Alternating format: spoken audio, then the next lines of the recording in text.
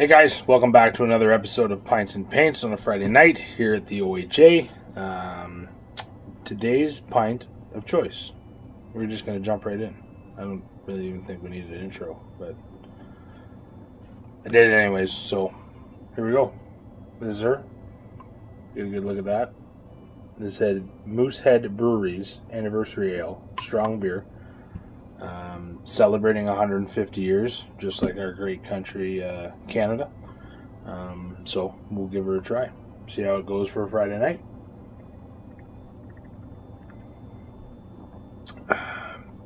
It's very good.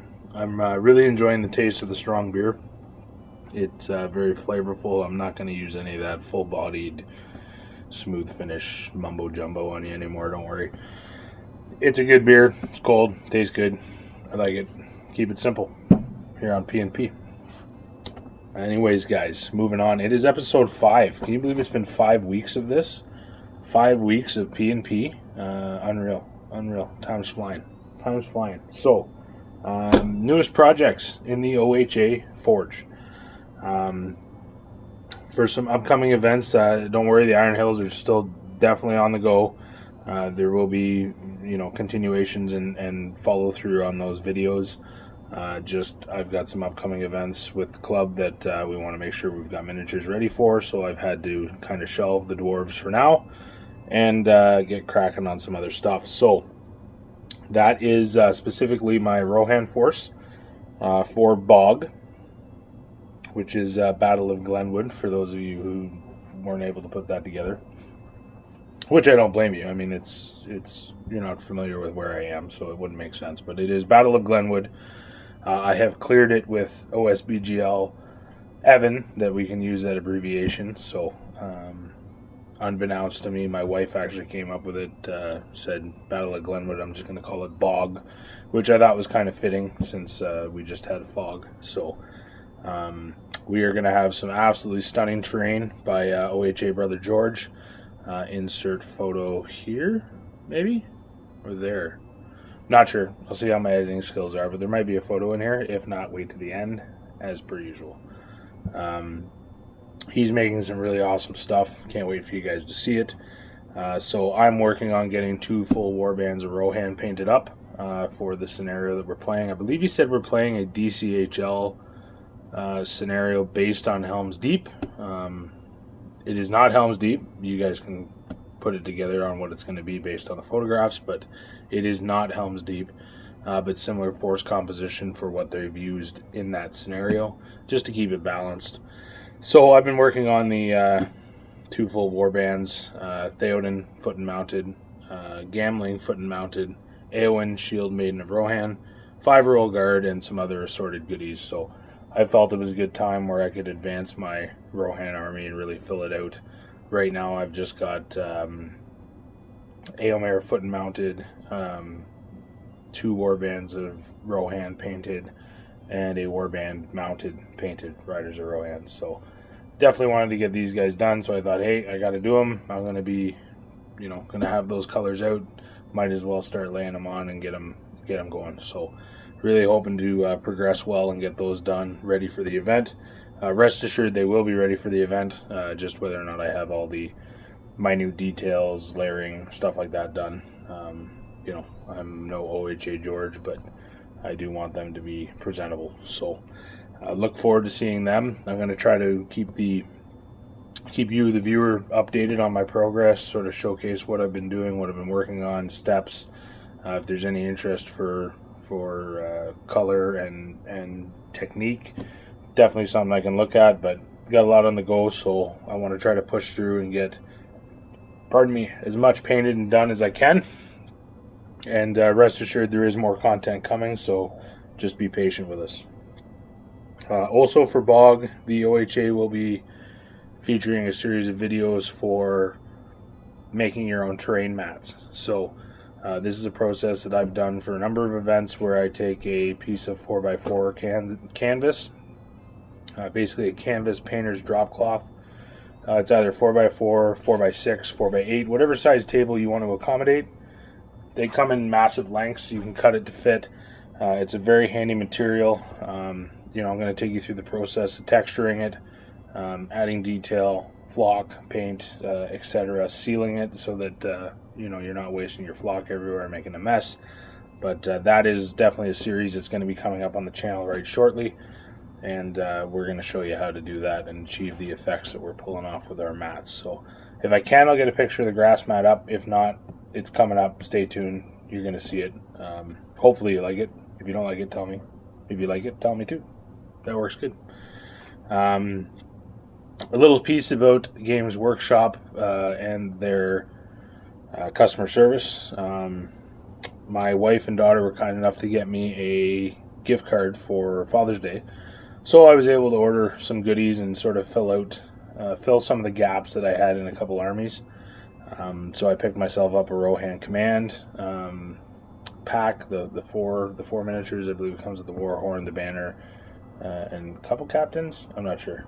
Got to look at it. Gondor the same. Then I also picked up a High Elf Command, which was just banner and captain. And then I also picked up Arwen Foot and Mounted for my little girl because she absolutely loves Arwen, and who can blame her? So blown away. I ordered these on Tuesday. They're here today.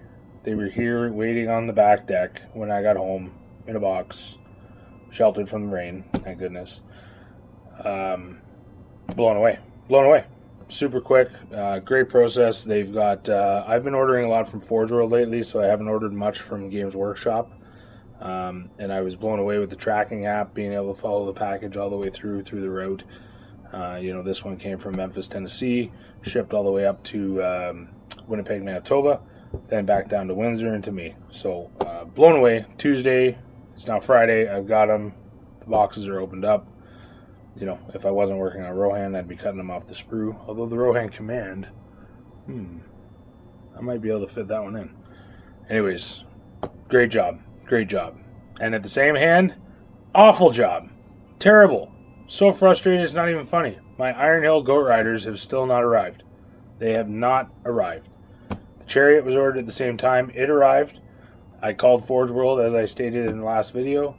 They told me, unfortunately, I had to wait the full amount of time. Still not here. Calling Monday. Not impressed at all. Don't understand. We'll see what they do. I shouldn't jump the gun.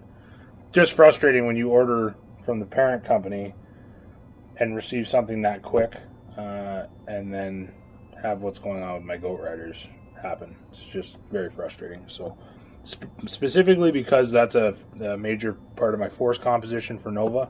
I want to have them built, painted, played with, so I understand how to use them. Obviously, I can't do that if I don't have them. So, a little frustrated at that, but I'm sure that GW, Forge World, whatever you want to call it, the Mother Citadel is going to look after me, I'm sure. So, no worries there. Just a little frustrating that I don't have them because I'm really looking forward to those models. So, next week's episode is going to have details with respect to our first tournament as the OHA. It's going to take place at the end of September, and it is called Scouring the West Farthing. It's going to take place on September the 13th in Chatham, Ontario, at the Retro Suites. Fantastic venue. We're only offering 16 initial slots, just because we're not sure of... we're not sure of uptake. Who's going to come make the trip. We're hoping that we can get as many players as possible. There is some room to move that if we get more, which is terrific. Just because we're jumping on the back of an already established convention, we didn't want to come in and take over too many spots. However, if we are able to get guys through the door, it's definitely something we can accommodate. So stay tuned. There's going to be an event page listed. All the information, the TO pack, players pack, everything like that is going to be out and on its way. There is a sort of side event Friday night for those of you who want to come down and stay. We're going to be doing some form of scenario. We haven't really decided what, but we have a nice private room, bar service. We can have a pretty good time. So we're looking at doing that Friday night. I will say, if you are planning on coming and staying, currently, because of 2 weddings, the Retro Suite is has a lot of rooms blocked. Now those rooms are likely going to open up closer to the date, obviously, because I don't think they're going to fill the hotel. This same problem happened last year, and I had no problem getting a room. But it's something where you're going to have to call. They're trying to set it up so they can notify me when rooms become available, so that if someone's interested, I can message you and say, hey, there's a room available, call and book it right now. They're fantastic rooms. It's a great hotel, which is why it's in such high demand. I think it was rated #1 boutique hotel in all of Ontario, which is pretty impressive for the little place of Chatham. So anyways, check it out. Go on the Retro Suites website, take a look at the rooms. They're themed, they're amazing, and we really hope that you come down and join us. So again, that's September the 30th, Scouring the West Farthing, and that is the OHA's first tournament, first kick at the can, boys. So come down and support us. We're going to have some pretty cool prizes, and just looking to have a great time all day. So hope you join us for that. With respect to the content on the channel, I know Pints and Paints seems to have sort of morphed and taken over. That's not out of a choice to do that. It was just sort of what I've had time for to put up. We actually have some members that are looking at stepping up. They're going to start filming some content, and then we're going to be pulling it and posting it. So OHA Costa is looking at doing some painting tutorials, which is terrific. He's a great painter, just like his brother. But that's going to have to wait until after the wedding, so you're going to have to hold on and stay tuned. OHA George, obviously, you know, terrain goodness, painting goodness. The guy's an all-around awesome hobbyist, so hopefully we can get him behind the camera and get him filming some stuff so that he can show you how he gets the effects that he gets. I mean, he does some amazing stuff. And as far as myself goes, I'm going to be bringing you to events near and far. You know, whatever I'm taking part in, I'm going to bring you along for the ride. Travel vlogs, you know, tournaments, stuff like that. And then, of course, you know, whatever I can get filmed as far as hobby vlogs go, you know, I'm going to be doing it. So I'll be filming the terrain mats, as that's sort of my baby. So that's going to be in the standard OHA Forge form, but we are working on, you know, looking at expanding our editing capability, video composition, photo quality, all that fun stuff. So stay tuned. It's sort of something that's growing and morphing, and I think we're going in the right direction. You guys seem to be supporting it and enjoying the segment, so we want to make sure that we have the content to back that up, and obviously not just sit here and blabble on about the same 4 things every week, you know. So, excuse me. But the beer's not going anywhere. The beer's not going anywhere. So don't worry. Calm down. If anybody was worried about that, the beer isn't going anywhere. Nor is the whiskey. For that matter. It is Friday night, guys, so double fisting is allowed. Moving on to some recent discussions that were going on within the community. Nothing new here. You know, sort of a typical conversation whenever related to GW. But it's with respect to the Forge World pricing model, you know, and the traditional divide that exists between hobbyists in the community. You know, with many of us thankful to have new models to purchase. You know, obviously there was some dark time there where we weren't sure what was going on, and now all of a sudden we got all kinds of new models, which is absolutely terrific. This section here is just sort of my personal opinion, so bear with me. I want to support the Hobbit hobby as much as I can, you know, obviously within reason. The models that they are producing are absolutely stunning. The work that goes into them, I can only imagine, whether it's sculpting, be it the traditional way or digital, guys, that's an art in itself. You know, if you've ever had a hand in doing any of that kind of stuff, whether it's something like CAD or even something as simple as video editing, I mean, everything like that is an art. You know, and anytime there's art, there's a cost associated with it. So that's the way I look at it. I look at these things as art. You know, an artist has created these, and we're buying that product. Obviously, GW, Forge World, they're a business. They're in business to make money. If they don't make money, they're not here to make toys for us. And if they're not here to make toys for us, then, you know, we're going to be on forums complaining they're not here to make toys. So while they are here making toys, boys, my opinion is you buy them. Within reason, of course. You know, I'm not suggesting that if you're having a rough time that you go out and drop $100 on a Guajir. But at the same time, the way I sort of preface it is, maybe I don't have that extra coffee a day, or maybe I, cut back on one or two of these. Maybe I don't light up that cigar at the end of the day, So there's things you can do to sort of offset it and budget for it. At the end of the day, I think we are in a luxury hobby. It's definitely not a necessity. I mean, some of us may feel it is, but it certainly is not. So, I mean, if we can afford to be doing what we're doing, traveling to play, doing those things, I think it's important that, the company that's producing the models for us to use to do that we support them, Obviously, everyone's going to have their own opinion on this, and I'm not intending to start any kind of argument or anything of that nature. I'm just sharing my opinion, how I look at it, how I justify it. You look at things like the Guajir, the Thranduil model, the Dwarf Chariot. They're stunning models. And unfortunately, we can't compare this facet of the hobby to Age of Sigmar or 40K. We're just not big enough to do that.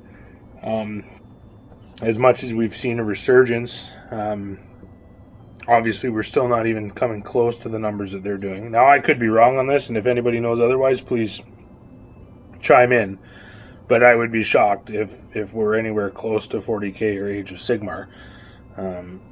So obviously they got to recoup the cost of that investment quicker than they would with 40K and Age of Sigmar, because they can space it out over more models, over more time, because there's more players buying it. So the spread gets a little thinner, whereas on our end, we're obviously on the high end. You're going to pay a little more because there's just not as many of us buying it as, say, Primaris Marines, or whatever the new Death Guard or Nurgle, or guys with the pimples.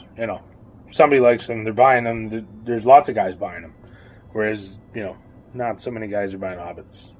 It's just the fact of the world we live in. So I say, as long as they're supporting the hobby and they're putting out stuff and content and showing interest in redoing rules and sharing all this stuff with us, you do your best to support them. If there's something there that interests you, I'm not saying go out and buy every model, but support them and understand sort of the reasoning behind what they're doing. I think we can all say that GW has done a fantastic job of finally shifting away from that old model that was so broken. Their customer service has improved tenfold. The investment in the game, at least from an SBG standpoint, has been phenomenal, in my opinion.